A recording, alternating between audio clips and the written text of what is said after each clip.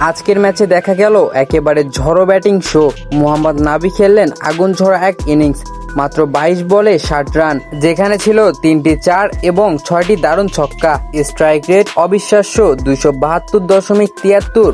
আফগানিস্তানের batting line up যখন একের পর এক উইকেট হারাচ্ছিল, তখন নাবি নামলেন আসল ফিনিশারের ভূমিকায়। শেষ দিকে 19তম ওভার থেকে শুরু হলো তাণ্ডব। মাত্র 1 ওভারে উঠল টানা বাউন্ডারি আর ছক্কার বৃষ্টি। এরপর 20তম ওভারে আবারও বিস্ফোরণ। মাত্র 6 বলেই এলো 32 রান, যা পুরো ম্যাচের মোড় ঘুরিয়ে দিল।